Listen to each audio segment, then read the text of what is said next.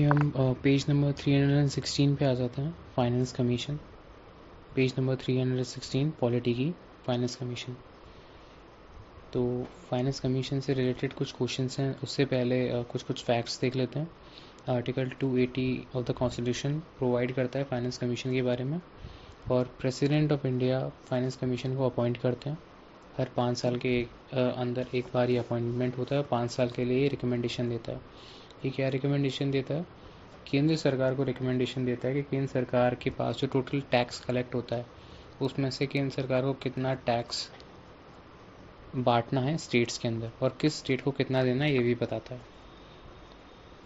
तो सबसे पहला जो फाइनेंस कमीशन था भारत के अंदर, वो 1951 में बनाया गया था under the chairmanship of K C. Niyogi.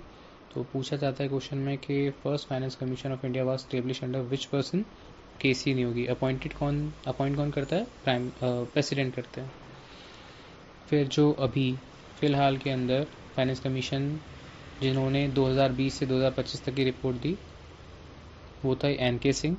NK. Singh commission 2020 में उनकी रिकमेंडेशन आई थी, 2025 तक रहेंगी। अब 2025 से लेकर 2030 तक की रिकमेंडेशन देने के लिए अरविंद पनगरिया के अंदर एक कमीशन बनाया गया है, 17 फाइनेंस कमीशन। तो नंबर याद रख लेना, 16 फाइनेंस कमीशन था 2020 से 2025 तक की रिकमेंडेशन के लिए।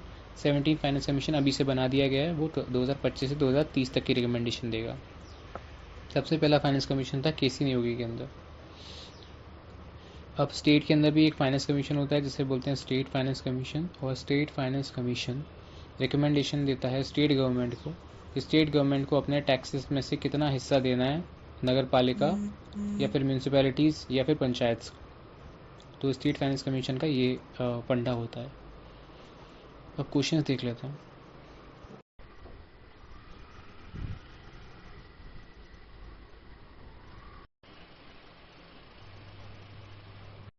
क्वेश्चन नंबर 1 है, generally in India finance commission is appointed for every 5 years. क्यों अपॉइंट किया जाता है? Option D, to determine the share of state in the grants in the revenues of the central government. पता चल पाए कि central government की जो ग्रांट्स और जो टैक्स है उसके अंदर स्टेट्स का हिस्सा कितना है। सेकेंड वाला, इनमें से कौन सा आर्टिकल है जो कि फाइनेंस कमीशन से रिलेटेड है या फिर appointment of finance commission by president? 280। Question number 3, with reference to the finance commission of India consider the following statement. Finance commission is a statutory body? No, finance commission is a constitutional body. दूसरा, finance commission was set up under article 280? हाँ। Recommendation made by finance commission are only advisory. Finance commission जो advice देता है या फिर recommendation देता है वो सिर्फ एडवाइजरी, मतलब वॉलेंटरी होती है। सरकार माने या ना माने वो सरकार की मर्जी होती है। हाँ, करेक्ट। फिर कह रहा है फाइनेंस कमीशन वॉज सेटअप इन 1950। पहला वाला नहीं, 1951 में सेटअप किया गया था के.सी. नियोगी के अंदर। चौथा वाला क्वेश्चन हम पढ़ चुके हैं। फिफ्थ वाला, financial distribution between the union and states takes place on the basis on the recommendation of finance commission. Six वाला, finance commission finances are distributed between center and state on the recommendation of finance commission. उसके बाद में 7 वाला भी question same है। 8 वाला देखते हैं, इनमें से कौन सा इंस्टीट्यूशन है जो कि बेसिक प्रिंसिपल बताता है कि किस तरीके से टैक्स का बंटवारा होगा between the union and the states. तो ये भी फाइनेंस कमीशन है। 9 वाला, finance commission is constituted every. Finance commission बनाया जाता है हर 5 साल के अंदर एक बार। 10 वाला क्वेश्चन भी सेम है। 11 वाला देखते हैं, पूछ रहा है कि assertion and reason. Assertion, president of India determine the qualification of the chairman and the members of the finance commission. President of India बताते हैं कि फाइनेंस कमीशन के चेयरमैन की क्वालिफिकेशन और उनके मेंबर्स की जो क्वालिफिकेशन होगी वो कैसी होगी। नहीं, ये गलत है। प्रेसिडेंट सिर्फ नियुक्त करते हैं, अपॉइंट करते हैं। एक एक्ट बना रखा है पार्लियामेंट ने जिसे बोलते हैं फाइनेंस कमीशन एक्ट 1951। वो बताता है कि जो मेंबर्स होते हैं उनकी क्वालिफिकेशन क्या होगी, चेयरमैन की क्वालिफिकेशन क्या होगी। तो याद रखना। And chairman and members are appointed by president of India. हाँ, ये करेक्ट है, ये वाला स्टेट। उसके बाद में फिर नेक्स्ट 12 वाला क्वेश्चन, इनमें से क्या चीज़ सही है या सच है फाइनेंस कमीशन को लेके। टोटल 5 मेंबर्स होते हैं फाइनेंस कमीशन के अंदर, हाँ चेयरमैन और 4 मेंबर्स को मिला के। फिर कह रहा है at least 1 member of the commission must be जज ऑफ द हाई कोर्ट और सुप्रीम कोर्ट। एटलीस्ट एक बंदा जज होना चाहिए हाई कोर्ट और सुप्रीम कोर्ट का, हाई कोर्ट या फिर सुप्रीम कोर्ट का। सुप्रीम कोर्ट का एज सच कुछ नहीं है, मिनिमम है हाई कोर्ट का जज होना चाहिए, एटलीस्ट जज रहा हो या है। तो सेकेंड वाला गलत। थर्ड वाला chairman of the commission can not be reappointed. Chairman जो बनता है एक बार फाइनेंस कमीशन का, वो दोबारा रीअपॉइंट नहीं किया जाता। नहीं, ऐसी बात नहीं है, वो रीअपॉइंट हो सकता है। ये that means only one is correct. उसके बाद में क्वेश्चन नंबर 13 देखते हैं। फाइनेंस कमीशन से रिलेटेड ही पूछा गया है question. Number 1, to allow the withdrawal of the money out of the consolidated fund of India. नहीं, finance commission consolidated fund of India से रिलेटेड नहीं है। दूसरा, to allocate among the state share of proceed of taxes. हाँ, tax कितना मिलेगा states को ये डिसाइड करता है फाइनेंस कमीशन, ये correct. Third, to consider the application for the grant in aid from the state. हाँ, स्टेट को जो ग्रांट वगैरह चाहिए होते हैं वो भी चेक करता है, स्टेट सही मांग रही है या नहीं मांग रही है। चौथा, to supervise and report on whether union state government are levying taxes according with budgetary provision. यानी चेक करना कि स्टेट गवर्नमेंट और सेंट्रल गवर्नमेंट अच्छे से टैक्स लगा रही हैं या नहीं, संविधान के अनुसार या बजट के अनुसार। नहीं, इसका काम नहीं होता, ये काम होता है CAG का। नेक्स्ट 14 वाला क्वेश्चन देखते हैं। The main function of the finance commission क्या है? टू डिटरमाइन कितना सेंट्रल टैक्स का हिस्सा स्टेट गवर्नमेंट को जाएगा और कितनी एड दी जानी है। तो हाँ, यही है। 15 वाला भी बेसिकली फाइनेंस कमीशन के काम को लेके ही पूछ रहा है। 16 वाले के पास आते हैं, पूछ रहा है with reference to the finance commission of India, इनमें से कौन सा स्टेटमेंट करेक्ट है? Option A, it encourage the inflow of foreign capital. नहीं। B, it facilitate proper distribution of finance among the public sector undertaking, मतलब सरकारी कंपनियों से रिलेटेड। नहीं। Option C, transparency in financial administration. नहीं। Option D, A B C इनमें से तीनों इनकरेक्ट हैं। हाँ, ऑप्शन डी। 17 बोल रहा है federal finance commission in India relates to finances between the states and the centre. Centre और स्टेट के बीच में फाइनेंस रिलेशन को कौन तय करता है? फाइनेंस कमीशन तय करता है। Question number 18, who recommends the distribution of finance between union and states? Finance commission.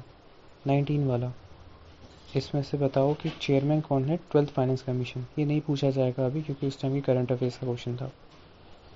20 वाला भी छोड़ दो, अभी तुमसे अगर पूछा जाएगा तो ये पूछा जाएगा कि प्रेजेंट फाइनेंस कमीशन कौन सा है? 17 फाइनेंस कमीशन, जो कि 2025 से 30 तक की रिकमेंडेशन देगा। किसके अंदर है वो? अरविंद पनगरिया के अंदर है। इससे पहले कौन सा था? 16 फाइनेंस कमीशन, ये NK सिंह के अंदर था, जिसने 2020 से लेके 2025 तक का रिकमेंडेशन दिया था।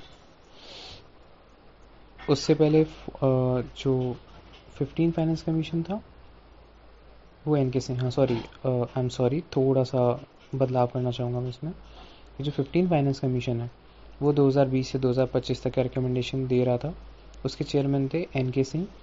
और जो 16 फाइनेंस कमीशन है वो अरविंद पनगरिया के अंदर बना हुआ है, अभी वो काम कर रहा है और वो रिकमेंडेशन देगा 2025 से लेके 2030 तक के समय काल के लिए। तो 15वां NK सिंह, 16वां अरविंद पनगरिया, 14th अगर बाय द वे पूछा जाएगा तो YV रेड्डी है। 14th ने दिया था 2015 से लेके 2020 के लिए। 24 वाला क्वेश्चन कह रहा है फाइनेंस कमीशन में एक चेयरमैन होता है और कितने मेंबर्स होते हैं? 4, बाकी और मेंबर्स होते हैं, टोटल 5 मेंबर्स होते हैं। अब 25 वाला क्वेश्चन कह रहा है इनमें से कौन फाइनेंस कमीशन की जो रिकमेंडेशन है वो पार्लियामेंट की फ्लोर पर रखता है? तो प्रेसिडेंट ऑफ इंडिया रखते हैं। 26 वाला कह रहा है state finance commission is a constitutional body. हाँ, स्टेट फाइनेंस कमीशन एक कॉन्स्टिट्यूशनल बॉडी है। फिर कह रहा है रीज़न कि union finance commission can not recommend financial assistance to the panchayat. Union finance commission यानी जो केंद्र वाला फाइनेंस कमीशन होता है वो पंचायत के प्रति कितना पैसा देना है, क्या देना है, वो नहीं तय कर सकता। ये पार्शली रॉन्ग स्टेटमेंट है। क्यों? क्योंकि यूनियन फाइनेंस कमीशन बताता है कि केंद्र सरकार को, याद रखना, केंद्र सरकार को कितना पैसा देना है म्यूनसिपैलिटी को, केंद्र को, ये तय करता है union finance commission. State finance commission तय करता है कि राज्य सरकार को म्यूनसिपैलिटी को कितना पैसा देना है। म्यूनसिपैलिटी को दोनों पैसा देते हैं, केंद्र भी देता है, राज्य भी देता है। राज्यों को बताता है स्टेट फाइनेंस कमीशन, केंद्र को बताता है union finance commission. I hope it is clear. 27 वाला कह रहा है इसमें से क्या चीज़ सही है स्टेट फाइनेंस कमीशन के लिए। ये कॉन्स्टिट्यूशनल बॉडी है, करेक्ट। 243I आर्टिकल में बनी हुई है ये। 243I स्टेट फाइनेंस कमीशन क्या है? कॉन्स्टिट्यूशनल बॉडी है। आई होप ये क्लियर हो गया होगा। अभी हम नेक्स्ट देखते हैं प्लानिंग कमीशन या नीति आयोग। अब बात करते हैं प्लानिंग कमीशन की। प्लानिंग कमीशन से रिलेटेड अगर कोई क्वेश्चन आएगा तो ये पूछा जाएगा कि प्लानिंग कमीशन कब बनाया गया था। एक ऐसी बॉडी है, स्टैट्यूटरी बॉडी है, कॉन्स्टिट्यूशनल बॉडी है, एग्जीक्यूटिव बॉडी है।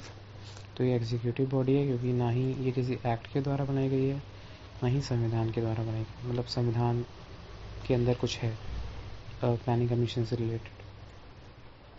कब बनाई गई थी? 15 मार्च 1950 में बनाई गई थी प्लानिंग कमीशन। और it is a executive body. अब पूछा जाता है कि बहुत बार कि इसको फर्स्ट टाइम चेयर किसने किया था? तो इसको फर्स्ट टाइम चेयर किया गया था केसी नियोगी के द्वारा। केसी नियोगी फाइनेंस कमीशन के अंदर भी फर्स्ट टाइम थे और प्लानिंग कमीशन के अंदर भी फर्स्ट टाइम थे, तो याद रहना चाहिए ये वाला। फिर पूछा जा सकता है कि इसका जो वाइस चेयरपर्सन है, सॉरी आई थिंक इसमें थोड़ा सा फंबल हुआ है। केसी नियोगी ने रिकमेंडेशन दी थी, केसी नियोगी ने रिकमेंडेशन दी थी कि आप प्लीज़ ऐसा कोई कमीशन बनाइए जो प्लानिंग करता हो। तो केसी नियोगी की रिकमेंडेशन पे प्लानिंग कमीशन आया था।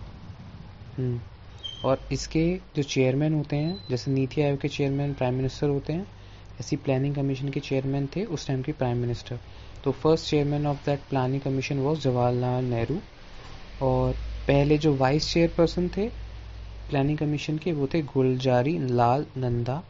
जैसे कि जब नीति आयोग बनाया गया था तो नीति आयोग के जो पहले चेयरमैन थे वो प्राइम मिनिस्टर थे। वाइस चेयरमैन जो थे वो आई थिंक अरविंद पनगरिया थे, जो कि आज के टाइम की फाइनेंस कमीशन के चेयरमैन है। वही नीति आयोग के पहले वाइस चेयरमैन थे और चेयरमैन सब मोदी जी थे। ठीक है, अगर अभी बात करेंगे तो नीति आयोग के प्रेजेंट में चेयरमैन अभी भी मोदी जी हैं क्योंकि प्राइम मिनिस्टर ही होता है, प्राइम मिनिस्टर अभी मोदी हैं। और अभी जो वाइस चेयरमैन है वो है डॉक्टर सुमन बेरी।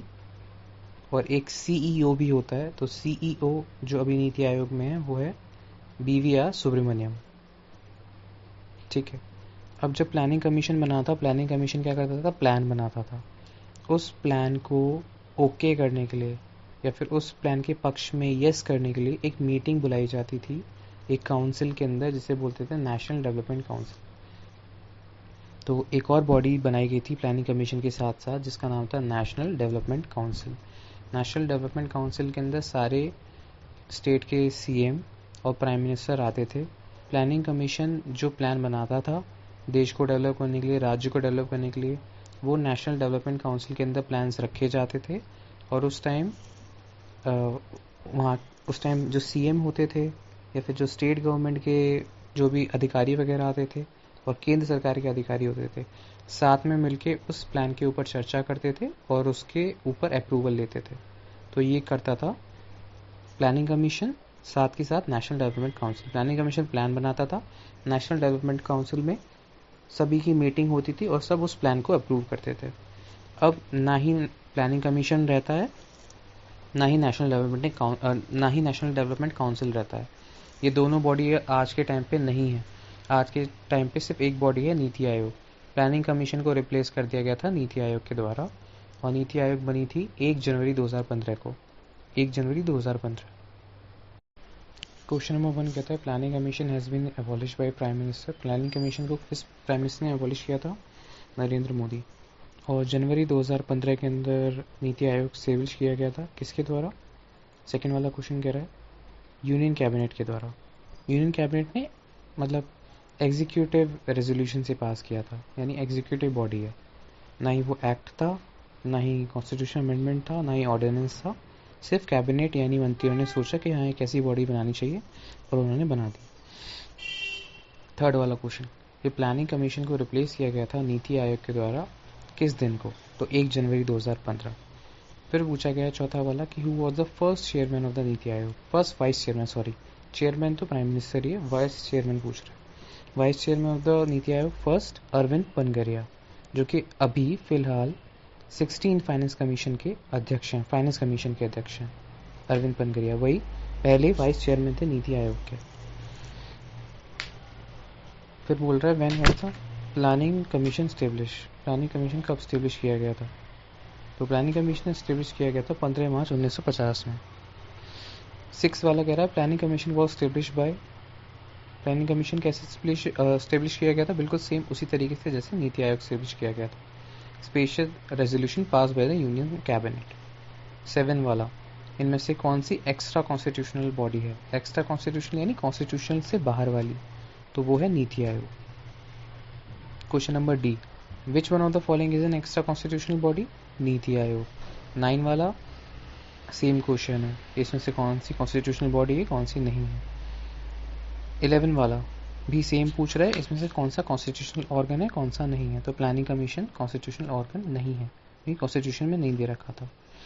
12 वाला भी सेम है। 13 वाला थोड़ा डिफरेंट है कि which of the following body या bodies do not found mention, या फिर जिनका कोई जिक्र नहीं होता संविधान में। नेशनल डेवलपमेंट काउंसिल, हाँ इसका नहीं होता। प्लानिंग कमीशन, हाँ इसका नहीं होता। जोनल काउंसिल, जोनल काउंसिल का भी नहीं होता, क्योंकि जोनल काउंसिल कब बनाई गई थी? याद करो, टोटल 6 जोन में डिवाइड किया गया है, north east, east, central, north, west, south, इस सब में मिला के देश को, और अलग अलग जोन बांटे गए हैं। ये जोन कब बांटे गए थे? स्टेट रीऑर्गेनाइजेशन एक्ट 1956 के द्वारा। इंटर स्टेट काउंसिल आर्टिकल 263 में आ जाता है, लेकिन जोनल काउंसिल कॉन्स्टिट्यूशनल बॉडी नहीं है, जोनल काउंसिल एक स्टैट्यूटरी बॉडी है। 14 वाला कह रहा है कि कौन पहला चेयरमैन था प्लानिंग कमीशन का? तो पहला चेयरमैन यानी उस टाइम के प्राइम मिनिस्टर होंगे पंडित जवाहरलाल नेहरू। 15 वाला कह रहा है who works as the chairman of the planning commission, कौन प्लानिंग कमीशन का चेयरमैन होता है? प्राइम मिनिस्टर होते हैं। 16 कह रहा है the x official chairman of the planning commission is prime minister. फिर नीति आयोग के बारे में क्या चीज़ सही नहीं है? ये रिप्लेस कर रहा था प्लानिंग कमीशन को, correct. It as a full time chairman, नहीं फुल टाइम चेयरमैन नहीं होता, जो प्राइम मिनिस्टर होता है वही चेयरमैन रहता है। जितने टाइम तक प्राइम मिनिस्टर कोई बना रहेगा उतने टाइम तक चेयरमैन रहेगा, कोई टेन्योर नहीं होता। तो ऑप्शन बी। 18 वाला कह रहा है इसमें से क्या एसोसिएटेड है नीति आयोग के साथ में?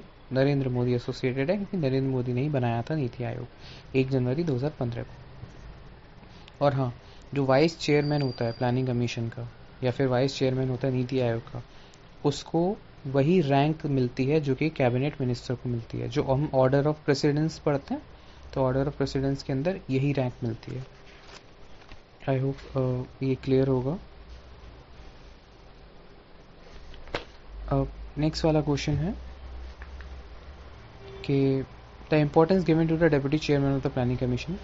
प्लानिंग कमीशन के जो वाइस चेयरमैन होते हैं, नीति आयोग के वाइस चेयरमैन होते हैं, उनको किसके बराबर की रैंक मिलती है? तो cabinet minister in the government of India, ये ठीक है। 21 वाला छोड़ दो, क्योंकि 21 वाला उस टाइम भी करंट अफेयर से रिलेटेड है। 22 वाला भी प्लानिंग कमीशन अब ख़त्म हो चुका है। 23 भी नहीं करना है। 24 डेट पूछा जा सकता है, नेशनल डेवलपमेंट काउंसिल कब फॉर्म हुई थी? तो 6 अगस्त 1952 1952 में नेशनल डेवलपमेंट काउंसिल बना था। नेशनल डेवलपमेंट काउंसिल क्या करता था? जो प्लानिंग कमीशन प्लान बनाता था, नेशनल डेवलपमेंट काउंसिल के अंदर सभी राज्यों की और प्राइम मिनिस्टर वगैरह की मीटिंग होती थी, और वो उस प्लान को अप्रूव करते थे। तो ये करता था नेशनल डेवलपमेंट काउंसिल। 26 नहीं करना, 27 नहीं करना, क्योंकि इंपॉर्टेंट नहीं है, अब ये ख़त्म हो चुके हैं, अब सिर्फ नीति आयोग रह चुका है। और उसके बाद में ज़्यादा से ज़्यादा पूछेगा तो 28 वाला क्वेश्चन पूछ सकता है। इनमें से कौन कौन आता था नेशनल डेवलपमेंट काउंसिल की मीटिंग में? प्राइम मिनिस्टर, फाइनेंस कमीशन के चेयरमैन आते थे, minister of the union cabinet आते थे, chief minister of the state आते थे। देखो, प्राइम मिनिस्टर आते थे, मिनिस्टर आते थे, कैबिनेट मिनिस्टर, फाइनेंस कमीशन के अध्यक्ष नहीं आते थे, और सारी स्टेट्स के चीफ मिनिस्टर आते थे। तो ये लोग आते थे और प्लान्स को पास किया करते थे। 28 वाला क्वेश्चन, बस इससे ज़्यादा नहीं करना है इसके अंदर। तो I hope we are clear on this. Polity आज की ख़त्म हो जाती है।